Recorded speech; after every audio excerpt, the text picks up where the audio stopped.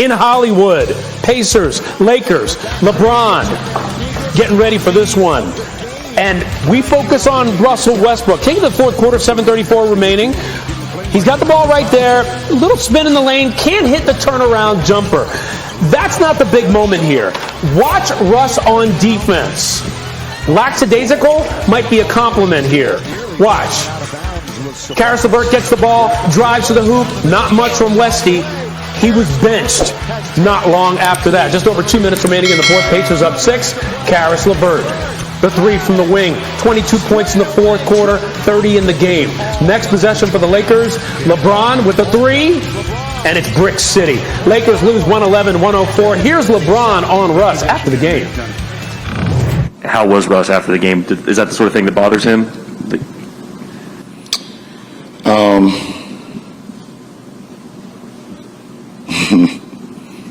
Have you followed Russ throughout his career? Not as closely as you have, probably. Okay. Have you followed Russ throughout this season? Yeah. Would you think that would bother Russ not being in the late game? Okay. Good answer. Okay, let's welcome in Stephen A. Smith. Now, Stephen A., I just have... Good to see you. But before I get into basketball, we're going to need an explanation later on why Damian Woody is at his house and his hair ain't combed. We need to talk about that another time. I mean, I don't understand it. I mean, the hair is a little wild. Now, I don't have an IFB in my ear, Damian Woody, so I can't hear you. What you trying to do, rock a Jerry curl or something? I mean, what the hell is going on? I mean, I'm talking basketball, so I'll get to you later. I just wanted to let you know I noticed that the hair was a little ragged, and you need to do better. Never. Okay. Never you heard what I said. You heard what I said. And you would say that if he was in studio. Damn right. Oh, okay. I got a comb for you, Damian Woody. Now let's get back to basketball, bro. Let's go, man. How you doing, man? It's good to see you. I'm good. All right. Just tell me what you make of LeBron's reaction, because also Dave McMenamin had some reporting.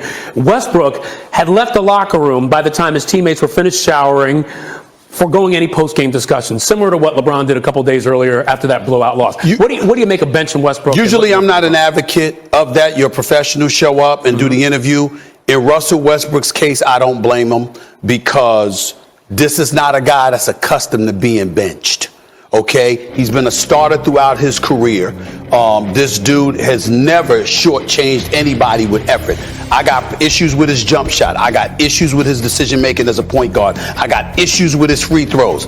I do not have issues with his basketball character as it pertains to his effort. He never shortchanges you with effort. And so for him to be benched, I've been saying this for days, ever since Magic Johnson threw out this tweet, and I'm going to say it again. Change is coming.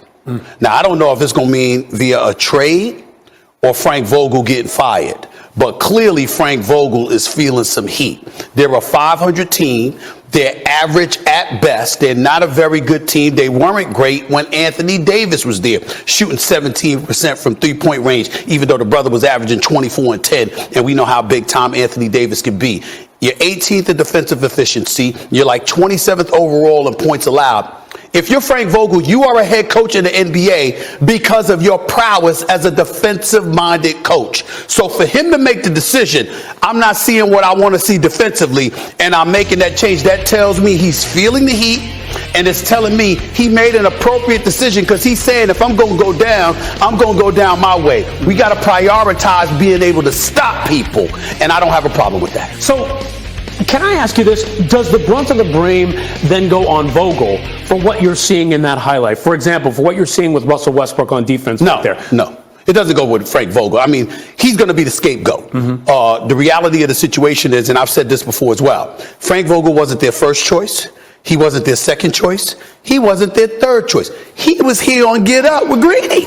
You understand what I'm saying? Nobody was thinking about him as a head coach after he lost the job in Orlando. They wanted Ty Lue. They wanted Monty Williams, but they wanted to be able to pick your staff, and they wanted to make sure that Jason Kidd was on it, because at one time they fantasized about him being their head coach. And then Frank Vogel said, hell, I'll take the job. I mean, what am I doing? And he took the job. And props to him, because he ended up winning a title because of it. He's got, as far as I'm concerned, a tremendous staff. At the end of the day, they're older.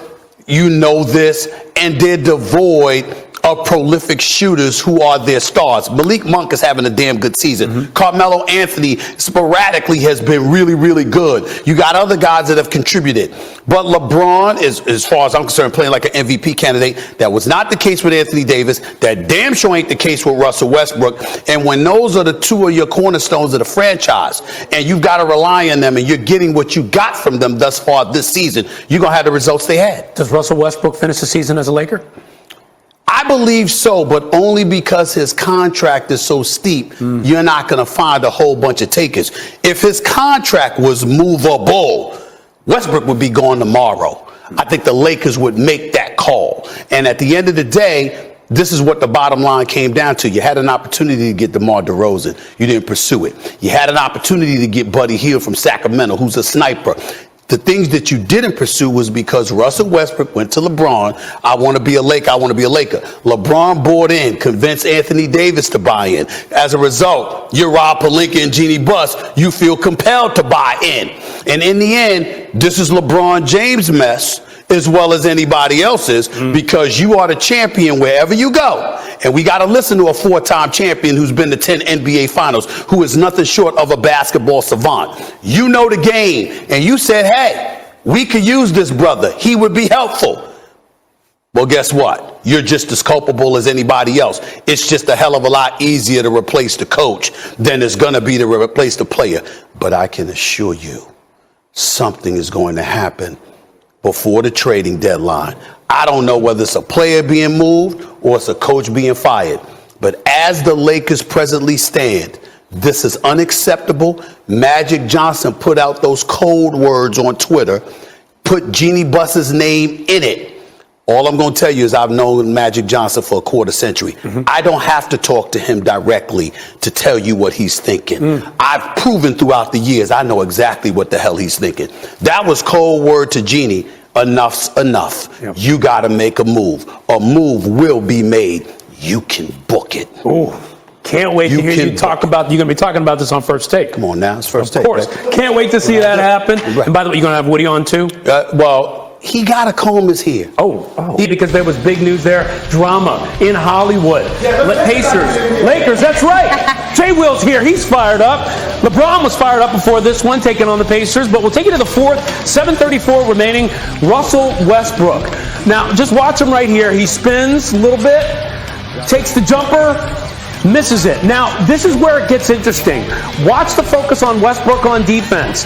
Blow right by him, looks a little lackadaisical right there. The ball works its way around to Karis LeVert, who blows right by him. He does not look lackadaisical. He's not even on the court. Yeah. He's not on the court. And he was on the bench for the rest of the game. And then here's LeVert right here, nailing the three.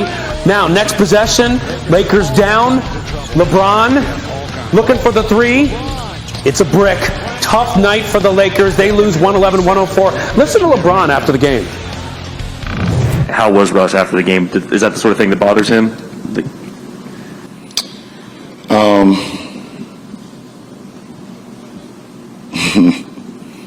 Have you followed Russ throughout his career? Not as closely as you have, probably. Okay. Have you followed Russ throughout this season? Yeah. Would you think that would bother Russ not being in the late game? Okay. Good answer.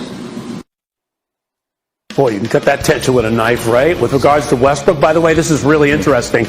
With regard to him being benched, our Lakers reporter Dave McMenamin reported after the game, one source close to the situation described the message from management to the staff as, you got to do what you got to do. Now, he also wrote, quote, reporters weren't the only people Westbrook avoided after the game. He had already vacated the locker room by the time his teammates were finished showering, sources told ESPN, foregoing any post-game discussion with the team. Now, we welcome in Jay Will to the show. And Jay Will, that is so key to me right there.